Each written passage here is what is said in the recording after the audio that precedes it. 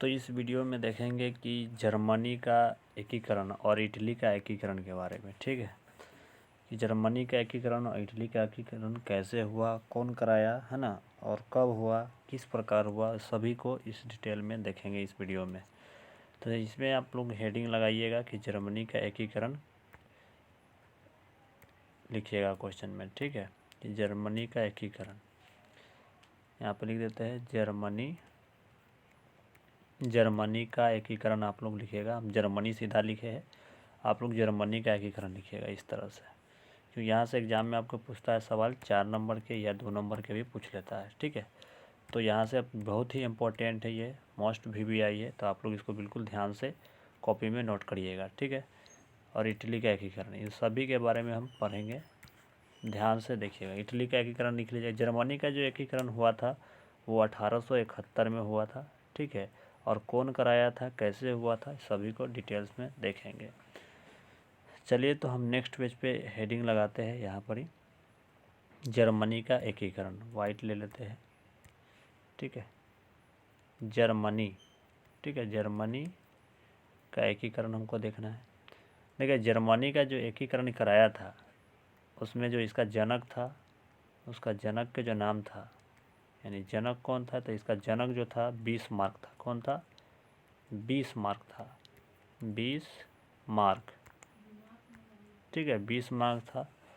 और यहाँ जो जर्मनी का जो बिस्मार्क था, जर्मनी जो है पहले 300 भागों में टूटा था। लगभग कितना भागों में?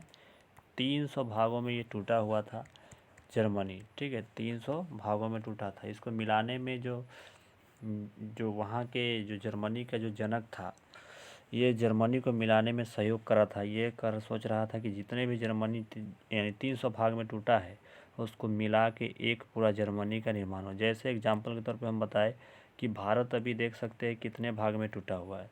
भारत से पाकिस्तान हुआ, बांग्लादेश हुआ, अफ़गानिस्तान हुआ, है ना। तो ये टूटा हुआ है पूरा, यानी बिखरा हुआ है, बट चुका है। तो इसी तरह जर्मनी भी बंट चुका है 300 भागों में। तो उसको जुड़ाने के लिए, नहीं मिलाने के लिए, बिस्मार्क जो है यानी अपना शुरू करता है अपना खेल। ठीक है, और इसके जब देखता है कि बिस्मार्क जो है ये मतलब कि जर्मनी को मिलाने में सहयोग कर रहा है, तो जर्मनी जो 300 भाग में टूटा है उसमें एक जगह होता है जिसका नाम होता है परसा। यानी परसा ये देश होता है उसी का प्रांत का, यानी जर्मनी का ही। तो यहाँ के राजा होता है विलियम प्रथम। कौन होता है? विलियम प्रथम होता है। ठीक है, और विलियम प्रथम क्या देखता है कि जर्मनी के जो यानी कि जनक है ये बहुत ही अच्छा कार्य कर रहा है। तो जर्मनी के ये जो मतलब बिस्मार्क है बहुत अच्छा कार्य कर रहा है, यानी कि पूरा जर्मनी के जितने भी प्रांत टूटा हुआ है यानी बिखरा हुआ है सभी को मिलाने का काम कर रहा है। कौन? बिस्मार्क। तो परसा के जो राजा है वो बहुत ही अच्छे सोच विचार के होते हैं। वो भी सोचते हैं कि क्यों ना जर्मनी को एक जगह मिलाया जाए जितने भाग में टूटा है।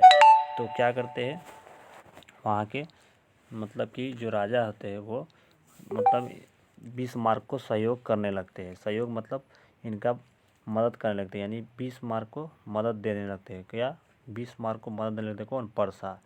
यानी प्रयास किनका रहता है? तो परसा के प्रयास से जर्मनी का एकीकरण होता है। ठीक है, जर्मनी का एकीकरण होता है तो परसा जो है इनका मदद करता है, परसा के राजा। ठीक है, अब परसा के राजा अब क्या करता है, तो अब इसको थोड़ा सा ऊपर अब लेते हैं, ये आप लोग लिखते जाइएगा। ठीक है, तो परसा के राजा क्या करते हैं, इनको जो है यानी कि परसा के प्रधानमंत्री बना देते हैं। तो पहले यहाँ पे परसा के राजा कौन था? परसा के राजा जो था, नेक्स्ट पेज पे लेते हैं। तो देखिए परसा के जो राजा है, परसा के राजा कौन है? विलियम प्रथम। कौन है? विलियम प्रथम है परसा के राजा। परसा के राजा कौन है? परसा का राजा। परसा के राजा कौन था? विलियम प्रथम। आप लोग लिखिएगा विलियम प्रथम। ठीक है, विलियम प्रथम था, प्रथम यानी कि परसा के राजा प्रथम। परसा के राजा था, एग्जाम में पूछेगा कि यानी कि परसा के राजा कौन था, तो विलियम प्रथम आप लोग लगाइएगा उत्तर में। उसके बाद यहाँ पे जो विलियम प्रथम यानी जो था ये परसा के प्रधानमंत्री बना दिया। किसको? तो ये बना दिया बिस्मार्क को, यानी बिस्मार्क को प्रधानमंत्री बना दिया कहाँ के? पर्सा के। यानी पर्सा के प्रधानमंत्री अब कौन बन गया? बिस्मार्क।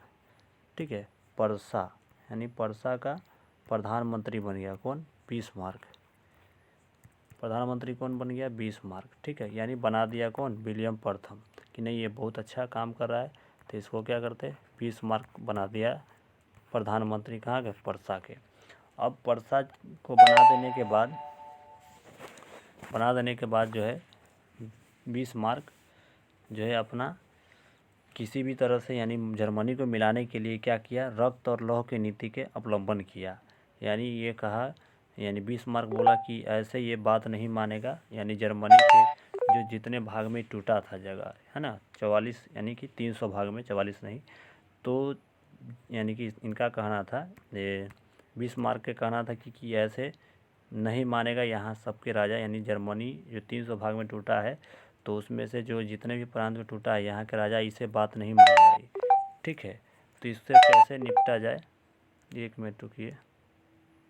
तो चलिए यहाँ पर ये फिर से देखते हैं। जैसे कि हम आपको बोल रहे थे कि ये जो यहाँ के राजा था जर्मनी के, जो जितने भाग में टूटा था, यहाँ का राजा बात ही नहीं मान रहा था। तो जब बात नहीं मान रहा था तो बिस्मार्क बोला कि ये लोग ऐसे बात नहीं मानेगा, अगर नहीं मानता है तो रक्त और लौह की नीति का अवलंबन करता है। तो कौन? बिस्मार्क जो है रक्त और लौह का नीति का अवलंबन करता है। कौन? बिस्मार्क। तो यहाँ पे नीचे में लिखते हैं अगला, थोड़ा सा इसको छोटा करते हैं। ठीक है, यहाँ पे देखते हैं। तो बिस्मार्क जो है, बिस्मार्क क्या करता है? रक्त और लौह का नीति का अवलंबन करता है। कौन? बिस्मार्क। ठीक है, लिख देते हैं बिस्मार्क।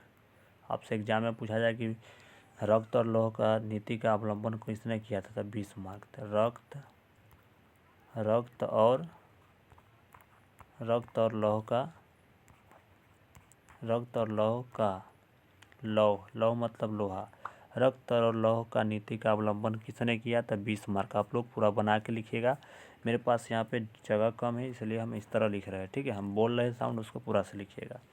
बिस्मार्क जो है रक्त और लौह का नीति का अवलंबन करता है। कहता है कि इसका कहना है कि ये जर्मनी के जितने भी राजा है वो बात ऐसे नहीं मानेगा, क्योंकि देखिए जर्मनी के, यानी जर्मनी में पर्सा भी आता है, लेकिन पर्सा के राजा अच्छे थे, समझदार थे। वो सोचते थे कि नहीं जर्मनी को एक जगह पूरा मिलाया जाए, यानी पूरा एक जगह मिला देने से अच्छा रहेगा। लेकिन पर्सा के अलावा जितने भी यानी 399 जितना प्रांत था जर्मनी के, वो सोच ही नहीं रहा था कि नहीं यहाँ मतलब एक साथ ना हो। इसके लिए पर्सा जो है यानी कि विलियम प्रथम पर्सा के राजा यहाँ के प्रधानमंत्री बनाता है बिस्मार्क को, और उसके सहयोग से यहाँ के जर्मनी को एकीकरण में मदद मिलता है। लेकिन जब नहीं मानता है, यानी बिस्मार्क की बात नहीं मानता, तो बिस्मार्क बोलता है क्या कि अगर नहीं मानता है राजा तो उसको लोहा जैसा बनो, पत्थर जैसा बनो, उसको सफाई मतलब किसी भी तरह से उसको हटाना है। अगर लोहा या पत्थर जैसा बनने के बाद भी वो बात नहीं मानता है तो उसको रक्त यानी मौत के घाट उतार दो, उसके बाद अपने मिल जाएगा, है ना। कौन? तो बिस्मार्क। तो उसके बाद क्या करता है यहाँ से, ये यानी रक्त और लौह की नीति का अवलंबन कौन करता है? बिस्मार्क। उसके बाद जो है बिस्मार्क को जो है 3 प्रांत को पहले जीतना पड़ता है, यानी जर्मनी के एकीकरण के लिए 3 प्रांत को पहले उसको जीतना पड़ेगा। 3 प्रांत कौन कौन होता है वो बात समझिएगा ध्यान से। 3 देश को इसको जीतना पड़ेगा, 3 देश से इसको युद्ध करना पड़ेगा पहले। क्यों करना पड़ेगा उसको देखते हैं। 3 देश से पहले इसको युद्ध करना पड़ेगा। पहला देश जो है डेनमार्क। ठीक है, डेनमार्क से लड़ना पड़ेगा। उसके बाद इसको जो है ऑस्ट्रिया से लड़ना होगा। ठीक है, ऑस्ट्रिया से लड़ना पड़ेगा।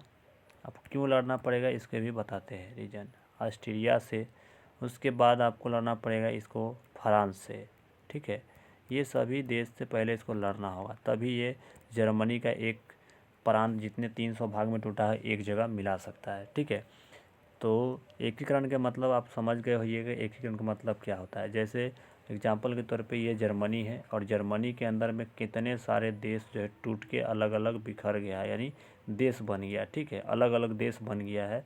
इसके एक साथ मिलाने के लिए जर्मनी के जो यानी जनक है बिस्मार्क, वो अपना युद्ध करता है सभी के साथ। तो जैसे वही अब यहाँ पे बात यह है कि डेनमार्क और ऑस्ट्रिया और फ्रांस से युद्ध होगा क्यों। तो देखिए डेनमार्क से और फ्रांस से चाहे ऑस्ट्रिया से युद्ध इसलिए होगा क्योंकि डेनमार्क जो है जर्मनी के 2 प्रांत को कब्जा करके रखता है। एक प्रांत का नाम होता है साल्बिन।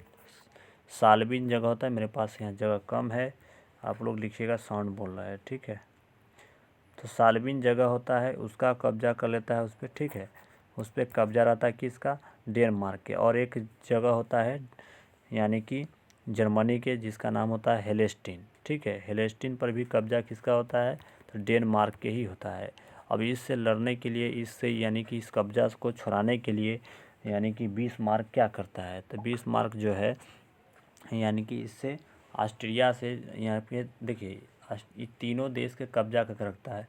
यानी डेनमार्क जो है, डेनमार्क में भी यानी जैसे जर्मनी यहाँ पर है, एग्जांपल के तौर पे देखते हैं, ये मान लीजिए जनवरी है, ये जनवरी करे जर्मनी है, ठीक है। तो जर्मनी के जो ऊपर वाला भाग है यहाँ पर ही कुछ भाग को कब्जा करके रख रहा है, ऊपर वाला या नीचे वाला की बात करते हैं, ठीक है। ये भाग है, ठीक है। तो इस भाग को कब्जा करके रखा है कौन? तो ये डेनमार्क, ठीक है। और इस वाला भाग को कब्जा करके रखा है ऑस्ट्रिया। और इस वाला नीचे वाला जो भाग के मान के चलते हैं, तो ये कब्जा करके रखा है फ्रांस, ठीक है। अब कब्जा कर लिया है तो इस तीनों से निपटना है किसको? बिस्मार्क को। अब तीनों से कैसे निपटा जाए? तो क्या करता है बिस्मार्क? चाल चलता है। चाल क्या चलता है? ये चाल चलता है ऑस्ट्रिया से दोस्ती करता है, ठीक है। ऑस्ट्रिया से दोस्ती करता है डेनमार्क को हराने के लिए, ठीक है। लेकिन इसको भी पता है कि कब्जा ये भी किया हुआ है, ये भी कब्जा किया हुआ है, लेकिन बारी बारी से सभी से इससे जीत करना है उसको, ठीक है। तो ऑस्ट्रिया क्या करता है? ऑस्ट्रिया से दोस्ती करता है। ऑस्ट्रिया को कहता है कि देखो, हमको अगर युद्ध में जिता जाते हो, यानी डेनमार्क से अगर जिता देते हो, तो हम तुमको जो है हेलेस्टीन वाला जो जगह है तुमको दे देंगे। तो हमको उससे युद्ध करेंगे तो हमको जोड़े सहयोग करो, ठीक है। तो ऑस्ट्रिया जो है इसके साथ, बिस्मार्क के साथ, यानी पर्सा के जो प्रधानमंत्री होता है, बिस्मार्क बना यानी होता है, उसका जो है सहयोग करता है कौन? ऑस्ट्रिया।